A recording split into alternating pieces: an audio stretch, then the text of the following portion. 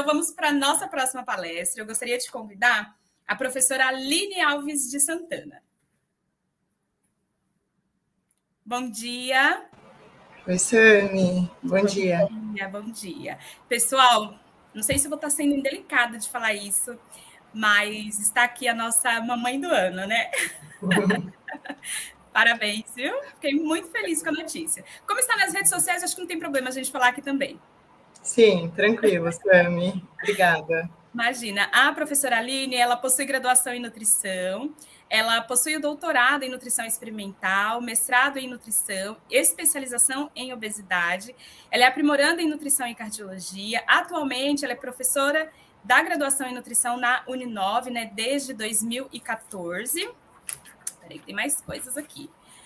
E as áreas de interesse é obesidade, alimento funcional, compostos bioativos e também inflamação. Professora, você terá 30 minutos de apresentação. Nos últimos 10 minutos finais, eu vou entrar aqui para poder te falar a respeito, tanto nos últimos 10 como nos últimos 5.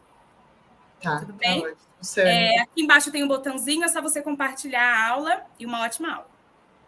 Obrigada.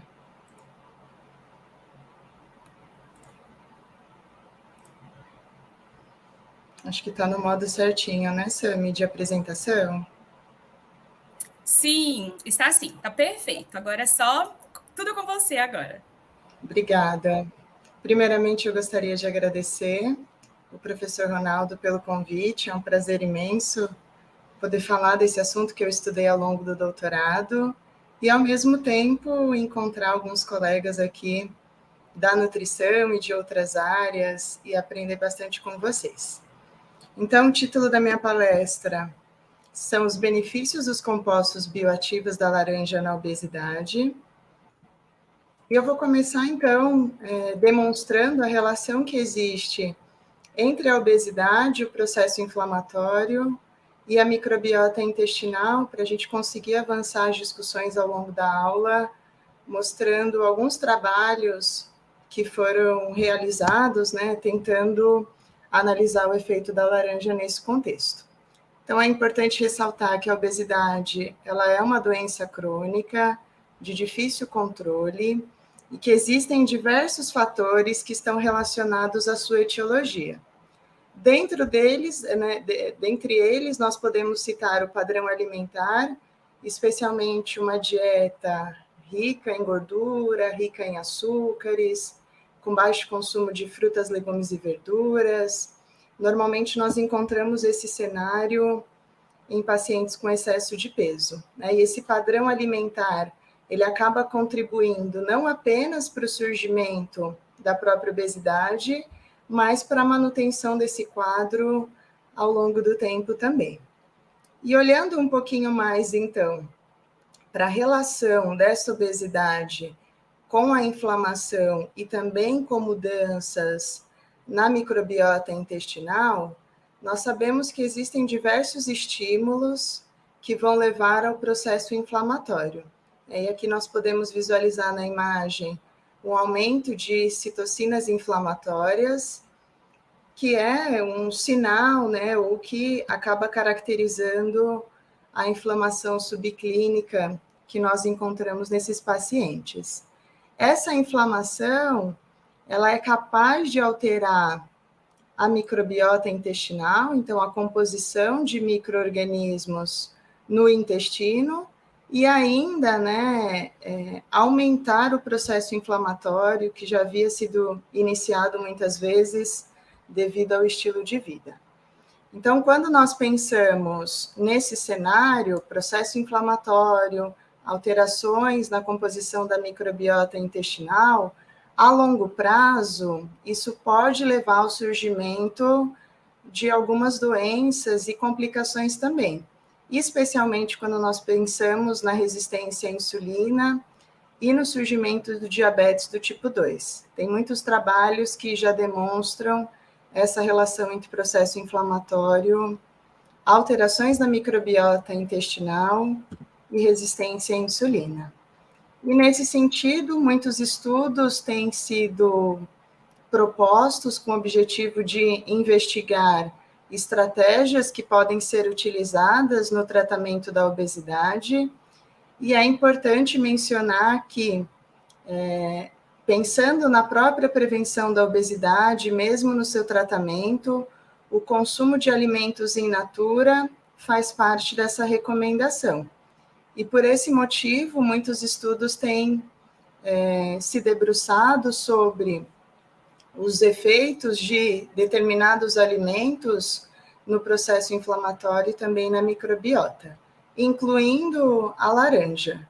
Então, por que a laranja ela é tão estudada, tanto em indivíduos saudáveis, quanto naqueles que são portadores de doenças crônicas?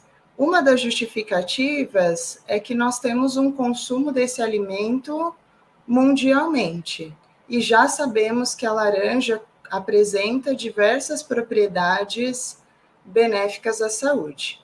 Essas propriedades, elas têm sido relacionadas à composição de nutrientes que nós encontramos na laranja, como, por exemplo, a presença de vitamina C, de vitamina E e de alguns minerais, como o selênio, o zinco, o cobre, o ferro e o manganês, mas não só por isso, os últimos estudos têm demonstrado que a laranja é um alimento importante e fonte de compostos bioativos, que terão efeitos, bastante específicos em determinadas vias metabólicas. É só importante ressaltar, porque nós vamos discutir isso ao longo da apresentação, muitas vezes os resultados eles são diversos, diferentes, porque a quantidade de compostos bioativos que nós encontramos na laranja pode sofrer variação de acordo com as características da própria fruta, Então, a depender da maturação da fruta, de quais foram as condições climáticas, tanto para o plantio quanto para a colheita, as condições após a colheita e também como será o processamento dessa laranja, são fatores que interferem na quantidade de compostos bioativos que nós encontraremos nesse alimento. E no Brasil, nós temos algumas variedades que são mais cultivadas, como a Bahia, a laranja seleta, a laranja sanguínea, e eu destaquei aqui a laranja pera, porque pensando nos sucos que são comercializados, a grande maioria utiliza como fonte a laranja pera. E no meu doutorado, especificamente, eu trabalhei com esse tipo de laranja e uma outra laranja que eu vou mencionar um pouco mais à frente. Então, a laranja pera acaba sendo bastante investigada porque é muito consumida no Brasil. E quais são, então, os compostos bioativos mais estudados e os efeitos que vêm sendo investigados em relação a eles? Nas frutas cítricas, o principal composto bioativo, um conjunto de compostos bioativos, são as flavononas. Destas, a hesperidina e a naringenina. Mas eu destaco aqui a hesperidina porque ela está em maior concentração na laranja, Olhando para o conteúdo de flavanona, normalmente nós encontramos aproximadamente 90% das flavanonas como hesperidina. E esses compostos bioativos da laranja são encontrados tanto na polpa quanto no albedo, que é essa parte em branca da laranja. Então, tanto na polpa quanto no albedo, veremos a presença desses compostos bioativos. E diversos trabalhos têm demonstrado, então, o efeito desses compostos em algumas vias, como, por exemplo, na via inflamatória, demonstrando um efeito desses compostos e da laranja com efeitos anti-inflamatórios, efeitos antioxidantes, melhora do perfil lipídico, redução da pressão arterial e efeitos na microbiota intestinal. Então, são efeitos interessantes, pensando que o paciente com obesidade, ele tem maior risco de alterações nessas vias, e isso predispõe há maior risco de surgimento de algumas comorbidades também. Eu não vou conseguir trazer dados relacionados a todos esses efeitos, e é por isso que eu vou destacar nos próximos slides alguns estudos que fizeram essa investigação. Uma pergunta que muitos fazem é: por que os estudos eles focam tanto no suco de laranja e não na laranja, né, especificamente? Vocês verão aqui que todos os estudos que eu trouxe, com exceção de um, eles utilizaram o suco da laranja. Existem algumas explicações para isso. Primeiro, pensando na própria praticidade. Muitos indivíduos consomem o suco porque isso é mais fácil dentro da sua rotina. Então, essa é uma vantagem quando nós comparamos o suco à laranja. Um outro aspecto que vale muito a pena a gente pensar é que os métodos que são utilizados pela indústria, eles conseguem extrair uma quantidade maior de compostos bioativos. Então, isso não seria feito do mesmo modo se a extração for em casa, se a extração for manual. É por essa razão que nós encontramos uma maior concentração desses compostos nos sucos de laranja, né, integral do que comparado ao suco fresco. Tá? Tem a ver com o método industrial aplicado que consegue extrair maior quantidade de polifenóis. E o terceiro aspecto que eu trouxe aqui para vocês é que, de acordo com a pesquisa da POF de 2008 e 2009, a laranja e o seu suco são a segunda e a terceira fonte de polifenóis na nossa dieta. Então, é por esse motivo que muitos grupos aqui no Brasil também acabam estudando muito mais o suco de laranja do que a própria laranja. E eu dividi a apresentação, então, em dois momentos. Primeiro, dois trabalhos que mostram efeitos agudos da ingestão do suco de laranja em parâmetros metabólicos, porque costuma ser uma discussão, né? Será que eu devo colocar ou não devo colocar laranja, suco de laranja, na dieta do indivíduo que tem obesidade? Então, aqui está alguns trabalhos mostrando que isso pode ser feito com tranquilidade. Esse primeiro estudo, que é um estudo clínico randomizado e controlado, avaliando o efeito agudo, eles submeteram os voluntários a 4 tratamentos, com a ingestão de 240 ml de suco. O suco Tropicana, pela PepsiCo, um suco de laranja com bagaço, que continha 5,5 gramas de fibras totais, tanto fibras solúveis quanto fibras insolúveis, o suco de laranja integral e uma bebida controle. Nesse estudo, a amostra foi composta por homens de 30 a 65 anos que apresentavam mais de um fator de risco cardiometabólico.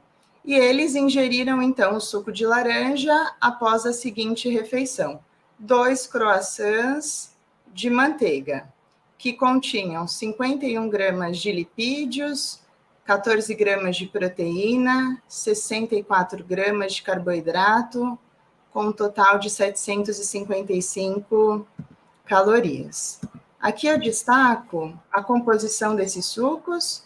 Então, se nós compararmos o suco de laranja ao suco de laranja enriquecido, né, o adicionado de bagaço, e o suco integral, nós conseguimos notar que tanto o suco com bagaço quanto o suco de laranja integral, eles apresentam maiores concentrações dos compostos bioativos que eu havia mencionado. E olhando, então, para a composição das fibras, esse suco, tanto com bagaço quanto o suco integral, também tinham maior quantidade de fibras. E os pesquisadores, então, avaliaram a concentração máxima de glicose e também a concentração máxima de resposta à insulina após a ingestão dessa refeição com suco de laranja. E o que eles encontraram foi que o suco adicionado de bagaço teve uma resposta menor na glicose, por volta de 18% a 20%, quando comparado tanto ao suco de laranja, né, tradicional, quanto ao suco de laranja integral. E a resposta à insulina também foi menor naqueles que ingeriram o suco de laranja com bagaço, comparado aos que ingeriram o suco de laranja tradicional também. Então, aqui a gente consegue notar que é uma resposta, né, muitas vezes discutida, mas que a gente espera que o efeito seja justamente o oposto para justificar a não utilização do alimento, muitas vezes nesses pacientes, tá? Então, não houve o aumento da glicose, não houve o aumento da insulina, com a ingestão especialmente da laranja com bagaço. Um outro estudo também que avaliou o efeito agudo, eles testaram tanto em estudantes eutróficas quanto naquelas com sobrepeso e obesidade, a ingestão de 2 laranjas, do suco de laranja integral e do néctar do suco de laranja. E fizeram uma avaliação da mesma forma, tanto da glicose quanto da insulina. Aqui vocês conseguem ver a composição dos açúcares nos diferentes tipos de suco, e eu vou mostrar aqui para vocês o resultado, né? Pensando, então, na glicose, não foi um resultado significativo, mas eles não conseguiram notar grandes mudanças com essas 3 intervenções. E falando um pouco mais a respeito, então, da insulina e do índice Roma, né, que é um índice utilizado para avaliação de resistência à insulina, eles perceberam que os 3 tratamentos, né, com a laranja, com suco de laranja e com o néctar, apresentaram uma redução tanto na insulina quanto no índice Roma. Na verdade, os autores, eles até esperavam isso em relação à laranja e o suco da laranja, mas a resposta encontrada no néctar, de fato, não era esperado pelos pesquisadores, como eles ressaltam no artigo, e a gente precisa lembrar, né, que os sucos com menor concentração da fruta, nós temos uma quantidade elevada de açúcares. Então, na verdade, o que a gente vê nos estudos de longo prazo é um efeito contrário a esse que eles encontraram, né? Mas tem que lembrar que esse efeito aqui foi agudo, né? A longo prazo pode haver, de fato, uma mudança na insulina e também no índice Roma. E agora, para a gente discutir, eu também vou aproveitar para mostrar alguns dados da minha tese de doutorado. Eu vou mostrar os estudos que fizeram uma avaliação por um tempo maior. Também avaliaram parâmetros metabólicos. Eu incluí aqui estudos que avaliaram parâmetros inflamatórios e da pressão arterial, né? E que justificaria, então, a ingestão de laranja ou suco de laranja nesses pacientes. Esse primeiro estudo, ele teve 12 semanas de intervenção, com indivíduos com sobrepeso ou obesidade, ou que tinham uma circunferência da cintura aumentada, né, indicando risco para doença cardiovascular, tanto em homens quanto em mulheres. Os voluntários ingeriram 2 doses de 250 ml de um suco de laranja que tinha a concentração normal de polifenóis e um outro que foi enriquecido. Aqui abaixo vocês conseguem notar a quantidade de compostos bioativos de ambos os sucos.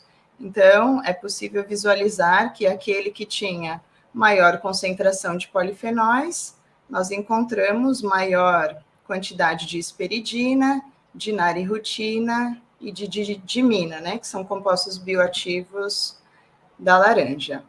E, embora outros resultados tenham sido encontrados aqui nesse trabalho, eu resolvi destacar o efeito sobre a pressão arterial, que já vem sendo descrito há algum tempo na literatura, após a ingestão de suco de laranja, e esse efeito, ele foi mais pronunciado no suco de laranja, que apresentava quantidades normais, né, de polifenóis.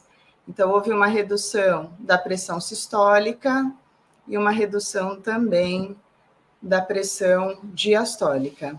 A principal explicação para esse efeito, né, vendo os estudos que avaliaram o mecanismo, é uma vasodilatação provocada pelo óxido nítrico. E alguns trabalhos também encontraram uma redução da disfunção endotelial através, né, ou após a ingestão desse suco de laranja, o que justificaria esse efeito na pressão.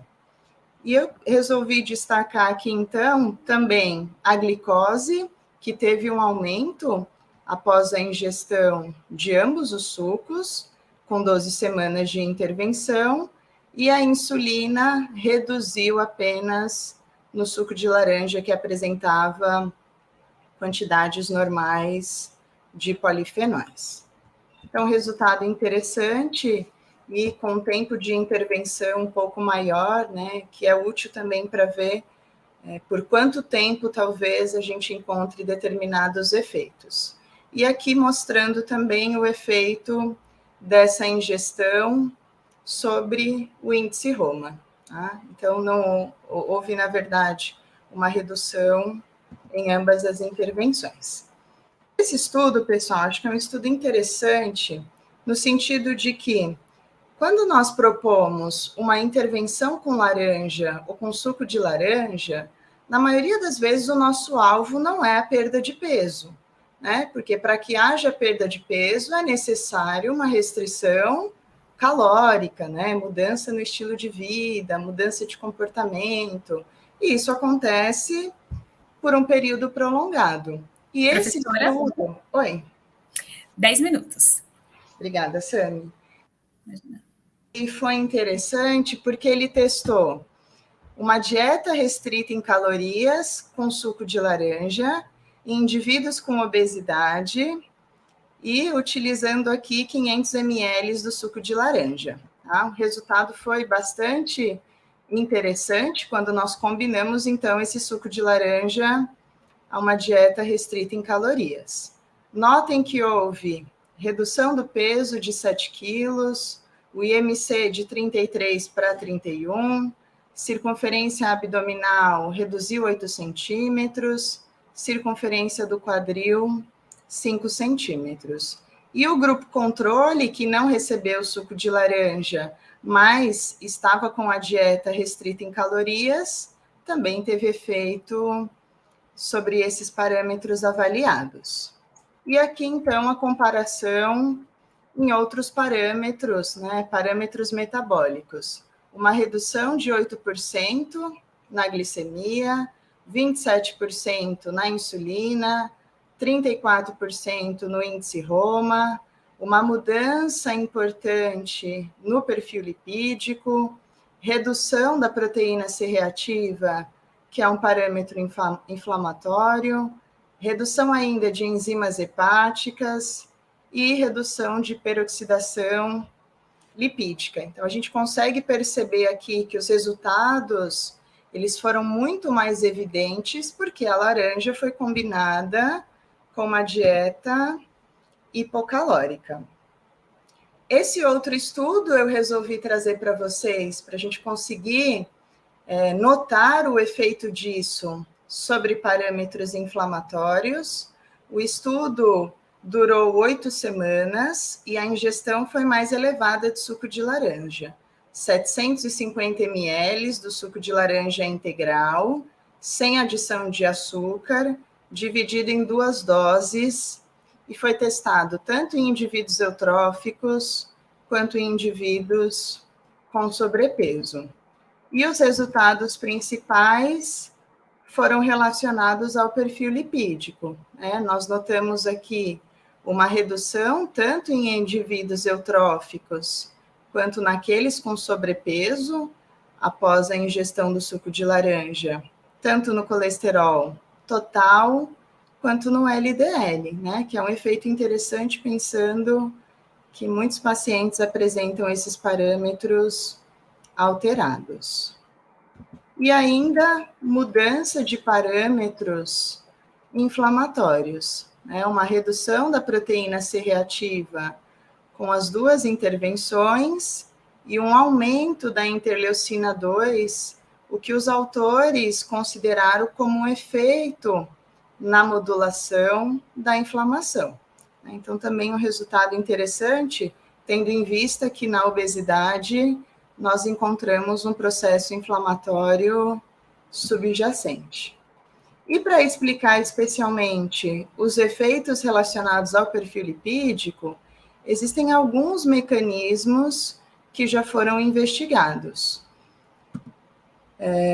que demonstram, né, uma mudança, na verdade, um efeito desses compostos do suco de laranja sobre a oxidação de gordura, né, o que justificaria mudanças no perfil lipídico, uma redução da síntese de ácidos graxos, e pensando, então, na redução de triglicérides, que também já foi demonstrado em alguns estudos, essa revisão aqui, ela também fez um apanhado de trabalhos mostrando um efeito sobre a lipase, né, que justificaria uma redução desses triglicérides na circulação. Então, isso já vem sendo estudado há algum tempo e alguns mecanismos são propostos.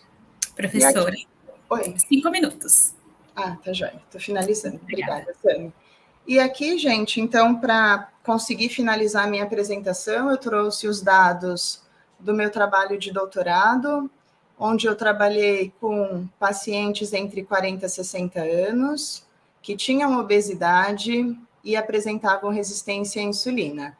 Eles foram submetidos a 2 tratamentos, suco de laranja-pera por 15 dias e suco de laranja moro, que é uma laranja bastante consumida na Itália e na Espanha, mas que vem sendo produzida aqui no Brasil também. Então, eles receberam cada um desses sucos por 15 dias e nós avaliamos diversos parâmetros. Só queria destacar aqui que a concentração desses compostos foi diferente quando nós avaliamos o sobrenadante do suco e o bagaço, reforçando aquela ideia que eu trouxe no início, né? O bagaço, ele apresenta maior concentração desses compostos bioativos. E nós notamos isso em ambos os sucos. E o efeito encontrado, comparando, então, o suco de laranja-pera a essa laranja sanguínea que vocês estão visualizando no slide, é que a laranja sanguínea, ela contém antocianinas, além das flavanonas. E, então, vimos um efeito reduzindo marcadores inflamatórios, como a interleucina 6, TNF-alfa e L1-beta. Essa mesma análise foi feita no sobrenadante de monócitos estimulados por LPS, e também vimos uma redução tanto do TNF-alfa quanto da interleucina 6, de maneira mais expressiva naqueles que receberam suco de laranja moro. E alguns mecanismos que vêm sendo discutidos, então, que justificam esse efeito. Supressão de citocinas inflamatórias, especialmente pela inibição da via do NF-κB, um aumento de NRF2, que é um potente estimulador de enzimas antioxidantes, inibição de vias desinflamatórias dependente da janusquinase, inibição da produção de espécies reativas de oxigênio, e ainda o controle da permeabilidade intestinal e da microbiota. Gente, só para finalizar, então, por que nós resolvemos estudar o efeito desses compostos na microbiota? Porque uma parte desses compostos é dependente da degradação pela microbiota. Então, quando nós ingerimos suco de laranja, uma parte desses compostos chegará até o cólon. E por isso que apresenta um efeito, né, sobre a composição dessa microbiota. Então, aqui tem uma revisão, caso vocês queiram consultar depois, que demonstra o efeito, especialmente das antocianinas, mas o mesmo resultado nós encontramos em relação às flavanonas. Potencializando a integridade, impedindo o aumento da permeabilidade intestinal, diminuição do processo inflamatório e uma mudança da microbiota intestinal. E aqui, então, né, só para destacar que nós encontramos um marcador de permeabilidade intestinal com mudança após o suco de laranja-pera. Então, diferente dos efeitos que eu encontrei na inflamação, que foram mais relacionados ao suco de laranja-moro, sobre o intestino, os efeitos foram mais pronunciados no suco de laranja-pera. E para finalizar, então, essa última tabela, só demonstrando o efeito do suco de laranja sobre a razão Firmicutes e Bacteroidetes, que é uma das formas que nós avaliamos se esse paciente ele tem alterações da microbiota intestinal e o efeito desse tratamento no nível filo. Aí esse resultado foi encontrado após o tratamento. Muito obrigada e eu fico à disposição para qualquer tipo de dúvida. Desculpa se eu atrasei, Sami. Imagina. Tem atrasos que são bem-vindos, né? Eu acho que quando a gente está falando de conhecimento, de compartilhar, tem atrasos que não tem problema. Bom, nós temos algumas perguntas, eu vou lendo e aí você vai respondendo para a gente. Aí vamos ampliar essa discussão. Tem diferença entre consumir laranja ou suco? Tem diferença se nós olharmos exclusivamente para os compostos bioativos. Eles estão mais disponíveis no suco de laranja, né? Isso justifica porque que os estudos focam tanto no suco e não na laranja, mas obviamente que consumir laranja é benéfico. Talvez não tenha na mesma quantidade, mas é bastante interessante. Tá. Bom, a próxima pergunta que a gente tem aqui Aline, você pode comentar um pouco se as mudanças no perfil inflamatório ela pode ser dividido em mudanças na microbiota? Deixa eu ver se eu entendi a pergunta. Se mudanças no perfil inflamatório talvez influenciem em mudanças na microbiota, acho que é isso, né? Sim, existe uma relação muito próxima entre as células do sistema imunológico e a microbiota intestinal, né? Então, se eu tenho uma mudança da microbiota, isso interfere no status inflamatório e o contrário também acontece. E até um dado interessante que eu não trouxe, mas acho que cabe discussão, no meu trabalho de doutorado, o que nós vimos é que a resposta à intervenção, ela é dependente do grau de obesidade. Então, como eu tinha voluntários com obesidade grau 1, grau 2 e grau 3, eles não responderam de modo igual, nem à inflamação e nem à microbiota intestinal, né? Demonstrando que possivelmente esse perfil metabólico, inflamatório da microbiota é um fator determinante para a resposta à intervenção também. Sim. Vamos ver aqui a próxima, Aline. Deixa só o pessoal liberar. Olha só, a vitamina C interferindo no metabolismo do Acho que é MAP. Isso. Faz tempo que eu não vejo isso. Reduz a hipertrofia ao longo prazo. Isso não é prejudicial para o tratamento da obesidade?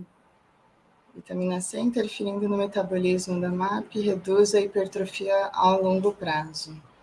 Isso não é prejudicial para o tratamento da obesidade? De modo geral, quando nós falamos de vitaminas antioxidantes, existe de fato essa discussão na literatura o quanto essa ingestão ela seria prejudicial à hipertrofia. Mas nós temos que pensar que na obesidade não é só essa questão que deve ser levada em consideração. Óbvio que é muito importante ter hipertrofia, né? A prática de atividade física ela deve ser incentivada. Mas o processo inflamatório que está presente na obesidade, ele é um grande gatilho para o surgimento de comorbidades. Então, se a gente consegue minimizar isso, ainda que seja temporariamente, até que ele tenha uma mudança mais significativa do seu estado metabólico, isso acaba sendo benéfico. Não foi algo que eu estudei, a vitamina C, a gente focou muito mais em compostos bioativos, estou dando a opinião daquilo que eu já vi na literatura, tá? Muito bom. Acho que a gente tem aí mais uma pergunta da Mari. A Mari diz assim: existe algum malefício conhecido no consumo de laranja transgênica? Nenhum dado científico que demonstra malefícios. Essa laranja que eu utilizei, inclusive, a laranja Moro, ela é uma laranja modificada. Né? Ela apresenta uma quantidade elevada de antocianinas, que não é o esperado para uma laranja. Né? Mas foi feita essa modificação genética pensando que a ingestão de antocianinas é muito interessante para determinadas populações. Então, não tem nenhum estudo que já tenha demonstrado malefícios. Né? E já existem muitos estudos utilizando essa laranja em diferentes países. Sim. Isso é muito bom até para a confiabilidade de onde a gente vai adquirir esse produto, né? A Beatriz diz assim: a laranja seria considerada um alimento probiótico?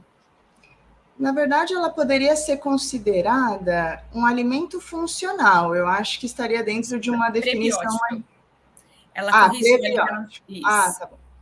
Não, eu acho que a laranja ela seria melhor, talvez, classificada como um alimento funcional, né, que tem funções em vias específicas no organismo.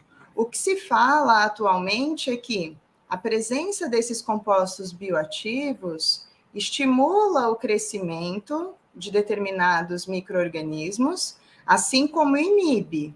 Né? Então, poderia ter esse efeito que você está mencionando, Beatriz, mas nós estamos falando de compostos específicos, né, que estão presentes na laranja, como a esperidina, a naringenina.